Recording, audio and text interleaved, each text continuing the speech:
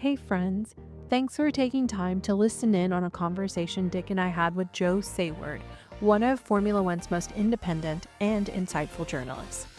Listener Heath asks, how do you define different F1 eras, and what are the markers that separate one from another? As you'll hear, it's a question with no official answer. And that, Joe argues, tells you everything about how the sport keeps its history. But before we get to our conversation, I need to ask, can you help us out? If this show adds value to your F1 experience, please take a moment to follow us and give us 5 stars on your favorite podcast app. Share this episode with other F1 fans. That's how people find us, and it's how we keep growing this community.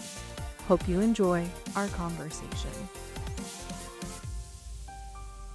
Okay, gentlemen, we have got a question from Heath. How do you define different F1 eras? What are the markers that separate one era from another? So for me, I love this question because it's really asking, how do you make sense of F1's history? When we say the turbo era or the Schumacher era or the hybrid era, what are we actually talking about? Joe, I know that especially with your training as a historian and you've covering the sport for as long as you have, having been at every Grand Prix, all that time, this is very much in your wheelhouse. I will say I'm thinking there might be different valid ways to define eras depending on what you care about. Like the turbo era is a technical definition. The Schumacher era is a driver-centric. The Bernie era is about the governance. So are these all legitimate frameworks, or should we have like one unified way of periodizing F1's history?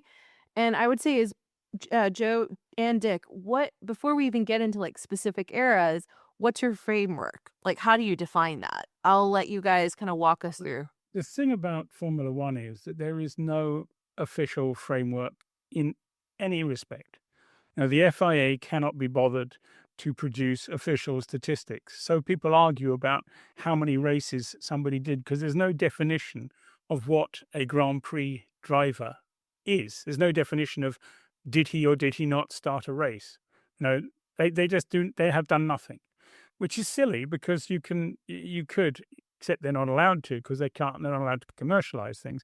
But you could commercialize those statistics, as happens in baseball or as happens in cricket, where they have record books and people are excited by that sort of stuff. So there's no official definitions of everything. For me, eras are best defined by the changing regulations. And basically the turbo era could have started a lot longer before it did.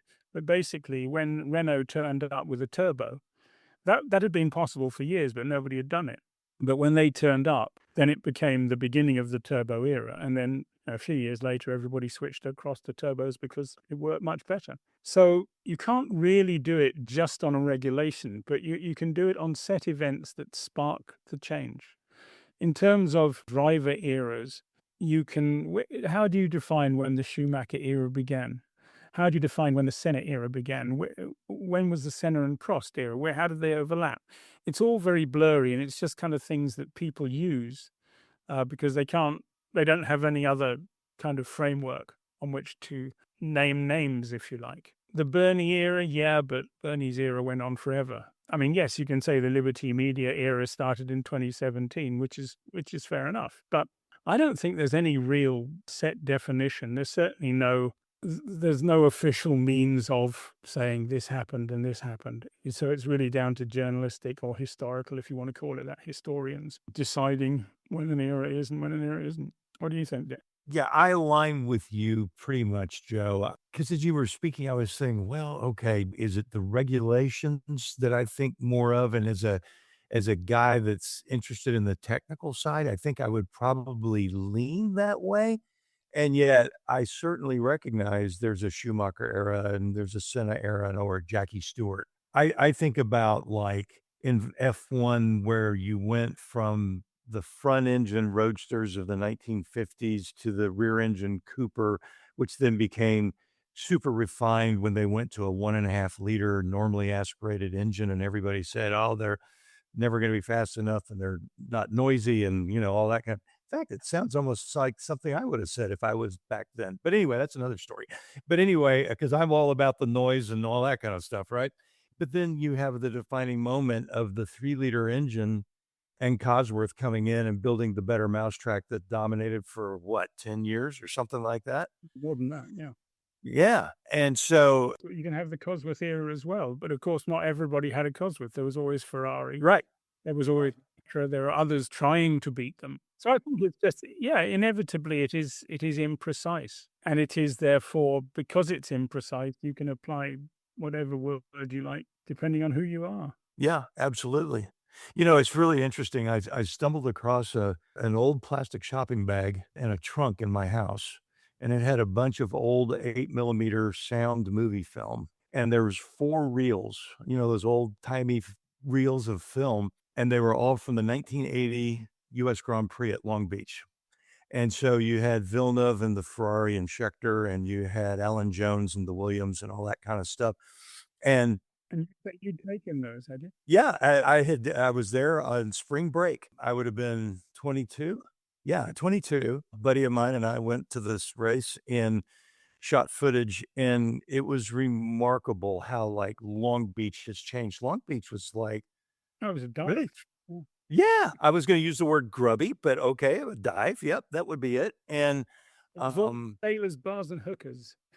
yeah, pretty much. And yet I got some footage of Villeneuve just absolutely opposite lock, smashing into curbs and all this kind of jazz. And I mean, as a 22-year-old, I remember it being a magical thing. And when I saw that film, which by the way was remarkably in good shape because it was kept in a dark, cool place inadvertently because I just threw it in there one day. But I Dive as fast as possible. yeah. It may make Yeah. it, and then people, you can sell it for goodness sake. Yeah, probably could. I did go and get it digitized, and so it's now video, but, maybe I should post that on 2 Guys, a Girl, and F1 and on our YouTube channel. It's just a really fun retrospective, and I was just like, "Wow, this was really." It was the race where Clay Regazzoni had that huge wreck that left him paralyzed. I remember. Yep, yep, I saw it. I was still a fan at that point. I was a relatively new fan, but I can remember those seasons back then. It's really interesting. I remember more details about those seasons than I do about some of the more modern seasons when I was working, just because, at the time you're so enthusiastic about everything that you remember that, oh, then they went here and then they went there. And after 700 Grand Prix nearly, you just get them all mixed up. And you can't, I mean, the Schumacher era is just like sort of a massive long blur. And to be fair, also a little bit like that with the Lewis Hamilton era and the Vettel era, because when there's too much of the same thing, it just becomes, I can't remember which race, what happened where, and this kind of stuff. But which is why they invented the internet, by the way. So that we don't need our brains anymore. Because, I have all these books. I don't know if you can, well, I have a huge number of books behind me. And as time goes by, I realize that I rarely open any of them anymore because any question I have goes onto the internet. And almost always I can find a decent enough answer to the question. And I'm sure that half these books, they're all actually done chronologically. And so, I'm sure there are books behind me, if I look around, that sort of said the turbo era and other eras that there are, which is, again, going back to the original point, it's really what you declare it to be. Yeah. And, Joe, it's really interesting because as you were talking about the history and remembering races from, however many years ago, 30 or 40 years ago, it's interesting. You could also say that the 1968 British Grand Prix that was run by Joe Saward in a Rob Walker car, that was the end of the privateer era, pretty much, because I don't think a privateer ever won again. I'd have to think about that. It depends how you define privateer, I suppose. But Well, that's true. I would say Braun Grand Prix was probably a privateer. Oh, that's an interesting, well, yeah, okay. You could argue Yeah. today that McLaren is a privateer, to be honest, because they're not a works team. But what are they? They're beating the works team. I don't know. I don't know how you define the privateer. Isn't that an interesting question, though? When you put it that way, I love that. Let me interrupt you then. Why don't you both attempt to define privateer? A privateer is easy. A privateer is not a works team. And a works team is, generally speaking, in the Formula One world, it is something that does the engine and the chassis. So, every Cosworth team wasn't really. They were all privateers. up to some extent. But that is the actual definition of privateer. Now, that can be, for example, if you are the only team using that engine, and then you are the Alfa Romeo Works team, if you were Brabham back in the 70s or whatever. Today, weird though it may be, Aston Martin is the Honda Works team. So they are not a privateer. If you are a customer of a manufacturer, as opposed to the Works team, so Audi is a Works team, Mercedes is a Works team, McLaren, Alpine, and Williams would be privateers. Even if Alpine makes their own cars, and even if McLaren makes their own cars, the engines are not their own. So that's how I would define a privateer anyway. Dick, do you agree? Disagree? Oh, I find it difficult to argue with Joe's analysis, but I will say this. Rob Walker was different because he bought a chassis from Lotus and he bought an engine from Ford. So Cadillac is. well, yeah, there you go. They bought a chassis from somebody and they bought an engine from someone else. So they are a privateer. They are. If they're called Cadillac and are supposed to represent General Motors, they are in fact not doing that. And you could say the same thing. Haas is very much like that because they buy a chassis from Dallara. Whichever way you look at it, you can make arguments about all these things. And again, because there's no precise rules. There isn't a privateer cup, for example. I don't see why there should be one, really. Everything's very imprecise because that's how it's grown up to be. I remember arguing with Max Mosley over the years about the need to have proper definition. Years ago, I still am actually, a shareholder in grandprix.com. I don't have anything to do with it nowadays, but I still have shares. And we created a database of Formula One and defining who was what. What was the shortest Grand Prix career? That's a really interesting question. And the answer is there was an East German in the 1950s who qualified, got on the grid, and as they were getting ready to start, his engine went thunk. And so the shortest Grand Prix career was probably about 6.5 inches. How do you define that for certain? If you fall off on the warming up lap of a race, did you take part in that race? There's all these questions, but because nobody can be bothered to define it, everybody just makes up and we, in the end, at grandprix.com, we made up the rules. This is what we believe to be the case. And if you look at it, Marlboro had a statistical guide for many years, but we disagreed with Marlboro on a number of the definitions. Was Bernie Ecclestone a Grand Prix driver? Because he tried to qualify cars back in the 1950s, but failed to qualify. Really? Yeah. They had no idea. Really? No, he had a Connaught. He bought a Connaught, failed to qualify it 3 or 4 times. Now, for me, he's not a Grand Prix driver because he never qualified for a Grand Prix. You could say he was an F1 driver because he raced the car in other non-championship events. But is that the definition of F1 driver and Grand Prix driver are different? Interesting. And there's a whole bunch. There are literally hundreds of people who failed to qualify for Grand Prix who I don't consider to be having been Grand Prix drivers. It's very, as I said, it's very imprecise. So, and because nobody has come up with an official rule, there are no rules. Fascinating. It's funny about Bernie. I knew that he was an F3 driver. I had no idea that he actually drove, at least in some non-championship F1 races. That's interesting. He bought a Connaught, which was fairly out of date by the time he got it. And I think he tried like 3 or 4 races, but he just wasn't fast enough. Now, that's not something you will condemn him for because that's always been, in recent years, we haven't had people failing to qualify. But back in the early 90s, we had 40 cars trying to qualify for Grand Prix, and we had pre-qualifying. And those teams rarely survived very long because if you spent all the money to go and you had 1-hour session on a Friday morning very early and then you were going home, you basically didn't have much chance of survival because you didn't get paid money to turn up. Nowadays, everyone's getting money to turn up. So, it's going to be much harder nowadays for anyone to go out of business unless they're truly incompetent. But I actually think it's impossible now with the budget cap and with the valuations of the teams. I don't think anybody's going to get in the messes, but which literally hundreds of teams over time went through and went bust. And a lot of the guys who became successful had had teams that failed before. Frank Williams failed several times before he made it. Ron Dennis, I don't know if you know this, but Ron Dennis's team was called Project 4. Do you know why? Mm-mm. because projects 1, 2, and 3 were not successful. Yeah, because I always thought of Project 4 as really his F2 team, I It think, was, and but he set off originally to have a Grand Prix team, and that's what happened, and that's why it became Project 4, because the other 3 projects had not gone far enough. interesting. I had no idea. There's lots of examples of that where you learn from your mistakes. But now it's a little bit easier because, it's easier if you've got the money, Yeah. you've got an entry. But if you have, and we're seeing that with Cadillac, the guy who owns Cadillac is a multi-billionaire, and he's doing Mhm. money on the basis that if he spends $1 billion and the team is worth $2.5 billion in 3 years from now, he's laughing, isn't he? And I think that's, he's had some success in football. He's had some success in other sports.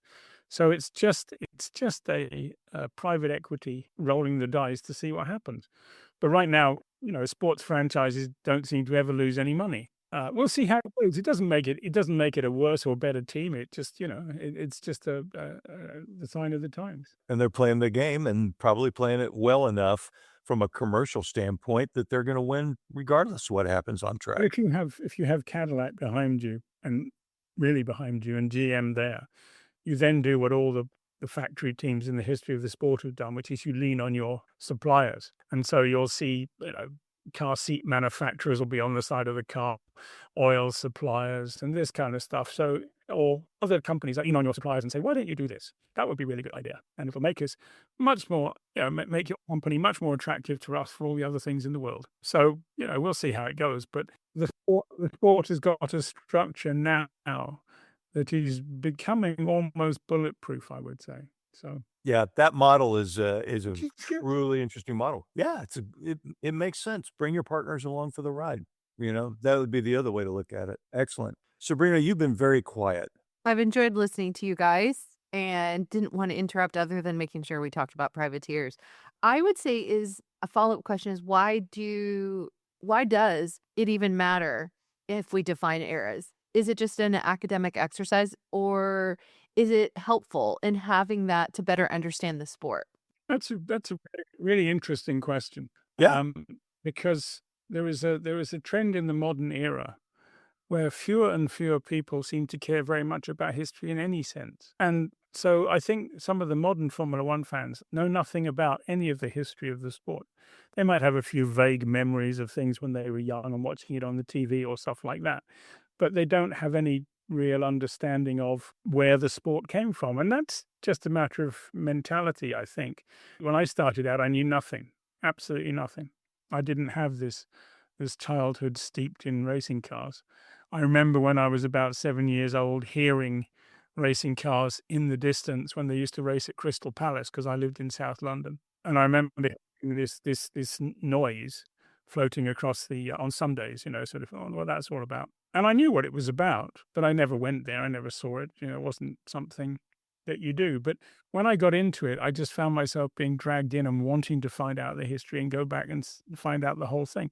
And I think that's just a question of mentality. Does it matter? Probably not. No. Will those fans stay fascinated forever? Maybe, maybe not. Who knows? I don't know. But I think that there is such a rich and wonderful history, and the people, that's the thing for me. The people in the sport are just extraordinary people in every generation, extraordinary people. There's no Grand Prix driver was ever boring. Yeah, right.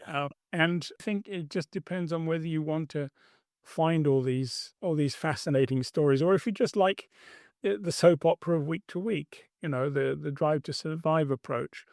And if you look at general television in any country, you have soap operas on every day and people live by them, and they're fascinating to know what these fictional characters will get up to next. And I sometimes I find that utterly amazing that anyone can be that fascinated by a fictional story.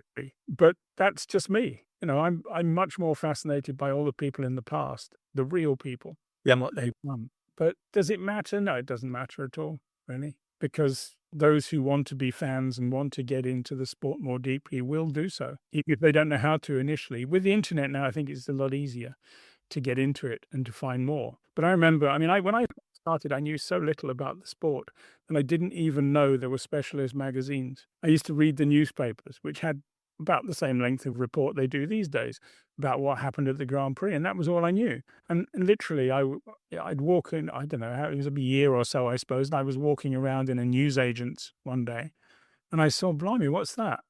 That's a magazine about racing cars. Wow, really? It never even crossed my mind. And then I discovered there was more than one, and then I discovered there were ones in different countries, and and so you go on with that, and this is how you build the passion. To be honest, that's what Liberty wants. They want the casual fan, the people who don't really know very much, to be fascinated and to be drawn into it. And if they're drawn into it, the Liberty logic is they'll then spend money, and they will be there to catch the money as it falls from their pockets. Yeah, it makes sense. Yeah, that's the art of sports marketing, isn't it? Yeah, I think it does make sense. I would agree. Like, when I listen to you, I feel like I'm of the same mindset, probably naturally, but it's interesting to listen to how your journey of diving in is a example of the era, and then mine is an example of the current era. Like, when you talk about the discovery and the joy of finding a magazine is kind of what I felt in two parts. One, as our audience knows, my entry into the sport really came through John, and just having these conversations with him, the rest of the family, and understanding racing, I would walk away going, "Oh, well, that's very interesting." And then as the internet and, of course, the acquisition of Liberty eventually came as a part of my journey, so much more information started to be available. I would get excited when something would all of a sudden seem like it randomly showed up on my YouTube, and I'd go down that rabbit hole. I think that for me, answering my own question, I think diving in makes me appreciate how the sport got to where it is today and where it could go, to see that development. And if anything, I personally believe that progress without historical appreciation doesn't then have a foundation. Like, you don't, you need to have both. Like, so that way you can appreciate where something has grown from to know how much further you want to see it go. So when you see all these I see a lot of people coming into the sport expecting things of the sport. And I think you really don't have a frame of reference. You haven't spent time understanding even how far the sport has come to then put these aspirations and then even attack the sport for not meeting your expectations. And it just seems unreasonable and unrealistic. But if you had spent some time to even see what the sport has done, and especially in the greater context of history and culture, you might be surprised as to how far and what has been accomplished already. For example, when people talk about women in sport or in motorsport, it wasn't until one of our other guests really highlighted that there have been female racing champions in other disciplines, and reminded us that, like, the experience of those women in that period of time was kind of amazing, and that it isn't that that hasn't been done, it just needs to be amplified.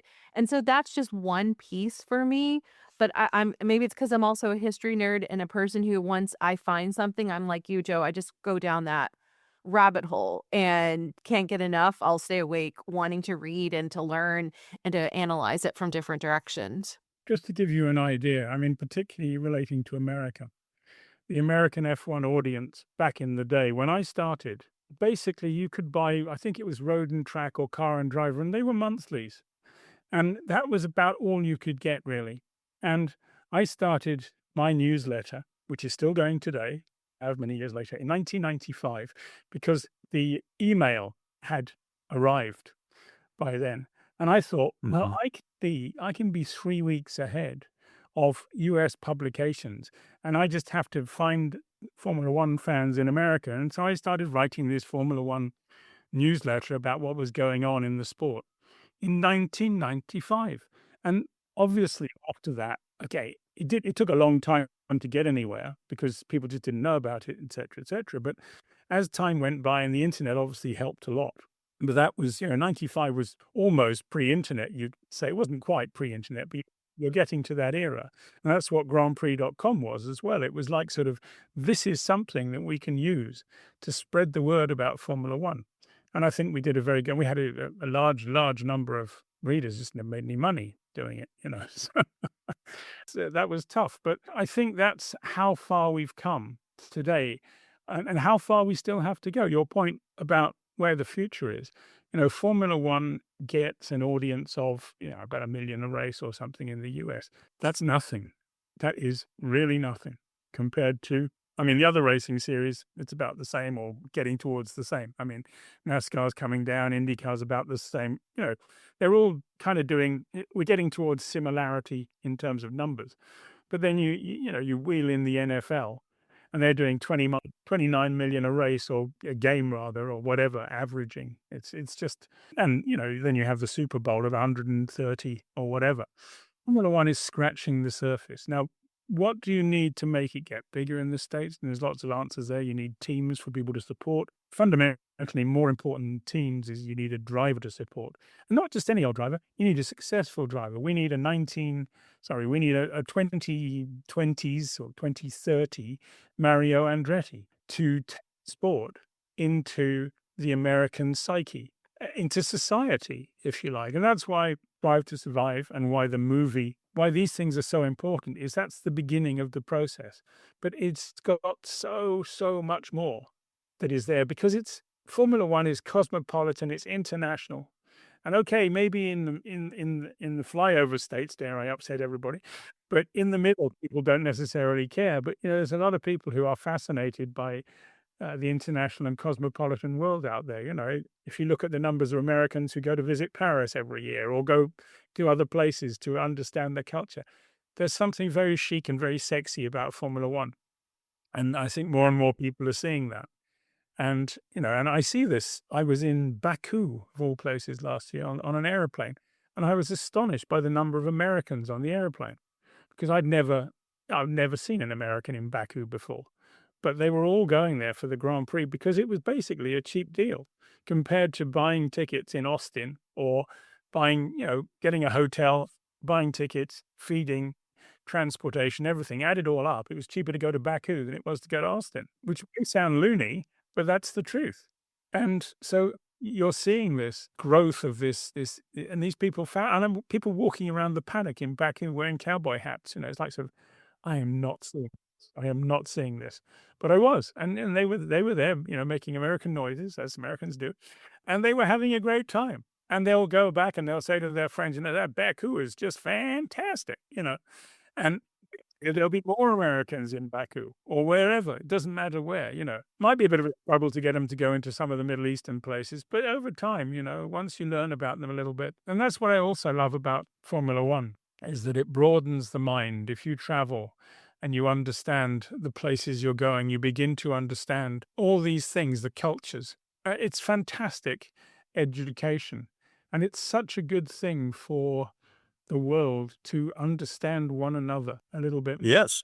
Because people sitting on their islands thinking that they're the best is really not very positive. And I say that as a Brit. There are attitudes in lots of countries, and the best thing you can ever do is go out there and travel and see the world and learn, and see how everybody's really striving for the same thing. It's just they're at different stages and different cultures and different ways of doing it. And I think that is part of the fascination of Formula One. Yeah. Even going back to what you said about the cost of an American going to Baku versus going to Coda, it's interesting because I don't know where this is going to land in our release order, but I actually had a conversation with 2 Canadian fans, and that it was cheaper for them to go to Barcelona or to Coda and one other place than to go to the Canadian Grand Prix.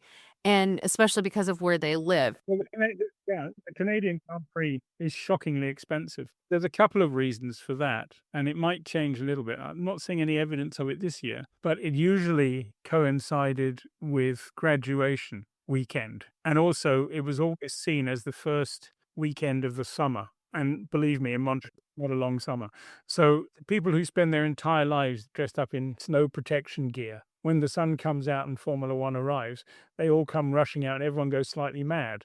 And with graduation as well. So all the hotels, everything was booked. Everything was jammed crazy. And everything price-wise was completely mad. And it's been a big problem for a number of years, but it's not the only city like that now. I mean, going to Austin is crazy expensive. Las Vegas is okay because they have so many hotels.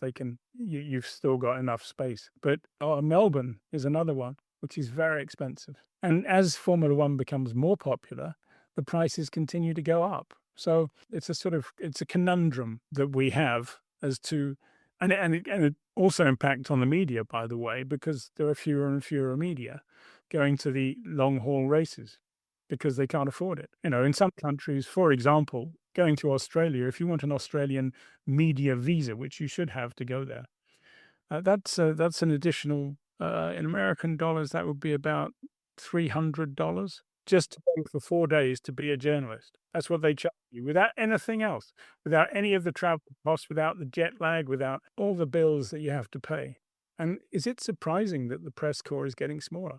And that's a worry, because that means that the people who are writing about Formula One on the internet, and everyone thinks they're not there. The majority of them are not there. And they're just making it up from what they can find from, and Google Translate's been very helpful for that, because they can translate German stuff and they can translate stuff in different languages, and they can get stories. They don't know if the stories are true or not, but it doesn't stop them, And some of these guys have got huge followings because they just are more efficient in doing it than others. But they don't know anything about what's really going on, which is fascinating. But it is a kind of a fake media, if you like. And the day the real media dies out, what are they going to nick from? True. Answer is they'll nick from the teams and the television, because they'll still be going. But it's the teams are obviously they pump out what they want people to read, and the television is always very much very, even the best of the television is only really scraping the surface. It's an orchestrated broadcast. I mean, we see that with even some of the controversies that have come out as to why are you cutting away to X when I want to see Y? And so that just shows that it's a controlled narrative, and that's not necessarily nefarious. It's because you're trying to capture a lot of information. We can give them the benefit of the doubt, but I think what you're highlighting is that when you lose independence, or a volume of people who historically had independence are now shut out, it allows for a very controlled narrative, which, if you assume those who are controlling it are all great and good, fantastic. But what happens when you have other motivations? Then there is nobody challenging it. It's happening at the moment. If you look back over the history this winter, every single story about Mercedes-Benz has been negative. Why is that? Who is putting out all these stories, all the negative stories about things, from the budget cap, from the engine rules, from the fuel? And Toto said it the other day. He said, I just don't get it. Why? Where's it coming from? Who's doing this? I think he knows damn well who's doing it, but he's not going to say it out loud. That is the media being manipulated, and nobody's standing up and saying, hello, wait a minute, there's something wrong here. And who's doing it? It can be a bit of everybody. It can be the opposition trying to disrupt him. And, you've got to have people who stand up and say, actually, no, this isn't true. And I think we saw a lot of that with the Christian Horner affair as well at Red Bull, where everybody jumped on and said, this is wrong, he's a bad person. Nobody said, well, hang on a minute. Have we got any proof of any of this? It's just the minute you make an accusation, in the modern world, it seems to become a fact. And that's wrong. That's what media is supposed to do. Media is supposed to go, well, hang on a minute, let's just have a look at this. What is this about? And as we found out now, if you look over time, that all really comes about trying to get Christian Horner out of the team. Ultimately, I mean, what he did, what he didn't do, we don't 100% know. We absolutely don't know. But what it did was it disrupted him, it disrupted the team, it made some people want to leave, it made some people leave. It just took their eye off the ball. And that impacted on him, rightly or wrongly. I believe that Drive to Survive is about to come out, and I believe they're going to major on this quite a bit. As to which side they'll come down on, I don't know. But you have to be careful about the media coverage if you don't have the independent voices shouting, oi, hang on a minute. And so that I wouldn't say it was a danger per se, but it will anesthetize the sport a little bit, because everything will go through committees. As it is, when there are press conferences, drivers and team principals are given kind of cheat sheets in advance to make sure they say all the right things. They go in there prepared for pretty much any question, and they have an answer that's been sort of suitably anesthetized. Now, some of them don't pay as much attention as others, and so you have people who say good stuff still. But, the pressure not to say controversial things is very strong. That's not good. It's kind of censorship in a way. Weird kind of censorship, but it's commercial censorship, if you like. I mean, I could argue a little bit back on that and say that when you are in a contractual relationship with your employer and you've agreed to that, because it does have a commercial consequence, they do have the ability to hand you talking points and you are expected to hold to that. Like, I think some of the predicate questions that we would want to ask, though, is how much of a bargaining position was that individual before they entered into that contract? And did they feel that they had the ability to push back to it before they agreed? Some would argue that drivers come from a very low bargaining position. They're willing to acquiesce to whatever because their dream and aspiration for so many years is to get into that seat. So they're willing to do and say whatever to toe the company line. So I can argue both. The other side, I could say, as a organization, is that you have a commercial interest in maintaining talking points now more than ever because of misinformation. You want clarity and uniformity to make sure that the message that you're sending out is consistent, because market valuations and the consequences of that could be dramatic. So I guess I'm trying to argue both, but to see it from the other side of, I'm not saying that you're wrong.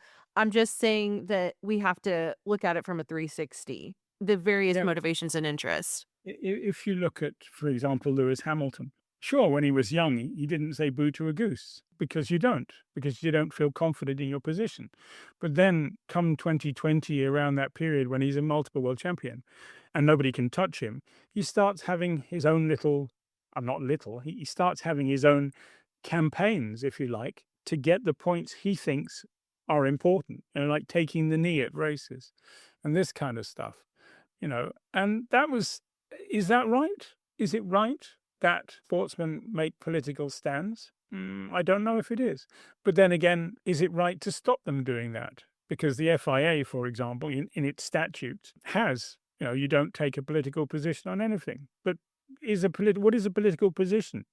Is letting Russia back into the FIA activities a political position? They've done it. Is that right? Is that moral? I mean, I don't know the answers to these. I'm just raising the questions. Who gets to decide the rights and the wrongs of what is there any morality you can apply?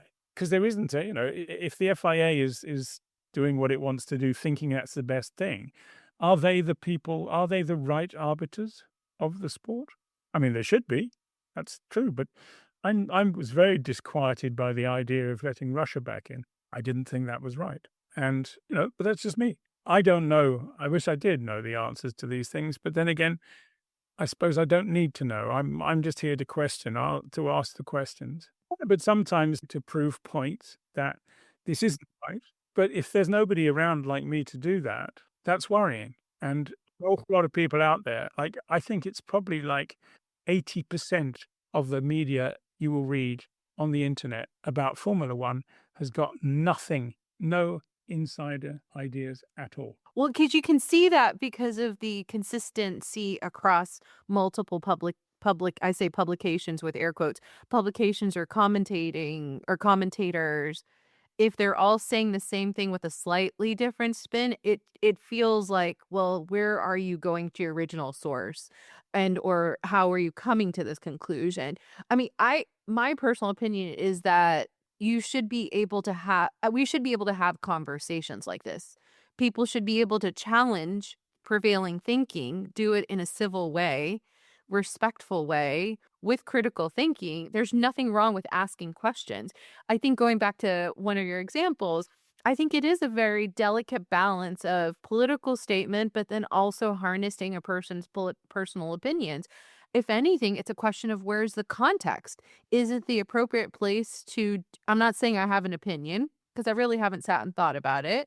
And I didn't have an opinion when the controversy came up. because I was still fairly new to the sport, is the best place for the need to happen where it happened, or is it through external efforts that push the agenda for like, is it about the attention grabbing or is it about actual sustainable change?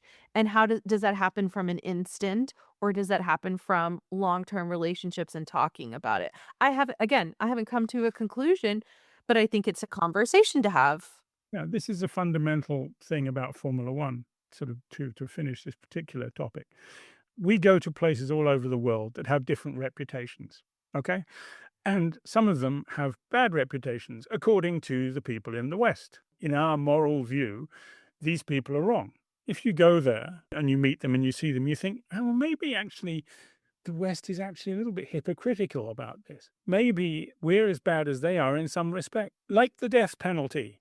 People say you can't go to China because they've got the death penalty. Well, I can think of a few countries that also have the death penalty, and we're only too happy to go there. So these are questions about morality that I don't know the answer to them, and I don't know, but I think that what sport can do, and what the real value of sport is to connect societies and to teach people that it's not black and white issues. There's a whole lot of gray. And sometimes we are being really hypocritical about things when you're condemning one kind of society and at the same time missing out on the fact that you're doing the same thing in a different way, perhaps. So I think that we just need to be very careful about judging things politically and just to find a suitable balance. It's also very irritating if you're one of these other countries and you find yourself being condemned. It's very, very annoying, if you like, to be told that you're the bad guys. And there you go. So I don't, again, as I said before, I don't know the answers because there aren't necessarily answers, but I think these are subjects that should be thought about and they should be handled carefully, but just not made into things they're not. Just take sport what it is. Sport is sport. Sport is fun. Sport is entertainment. If wars break out, sport stops. It doesn't matter anymore, and it's so we have to remember that we're just an entertainment. Formula One does a little bit for the technology of the world. They do stuff that can help. There's a fascinating story at the moment about how thousands of babies have been saved by a device that was created by Formula One engineers to look after critically ill, tiny babies and stuff like that. Okay, that's good. But ultimately, it's just a sport. It's just fun. And the thing is that sport takes people out of the drudge, if you want to call it, of real life. It gives them a chance to dream, and just sitting at your desk in a boring afternoon dreaming about what it's like to be in Monte Carlo. I call it the magic carpet of Formula One.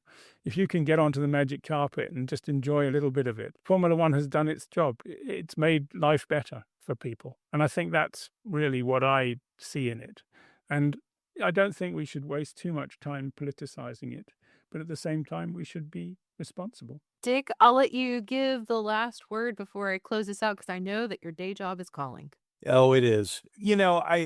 Well, number one, I think this has been a fascinating conversation, and I think that we must have gone down at least 3 or 4 rabbit holes beyond the original question, which was, what do we think about the various eras of Formula One? But this has been a really interesting conversation, and I think about, Joe talking about, hey, at one time, Road and Track and Car and Driver in the States, that's all there was to get F1 information, and I can confirm that 10-year-old me was devouring Road and Track, partly because, as I had mentioned before in another conversation, I just loved the way Rob Walker covered races. It was so personal. It was like you were a member of his team and you got that reporting, and it was absolutely wonderful. And that's part of what got me so enamored of the sport that I've carried it forward 50 some odd years later, 60 years later almost.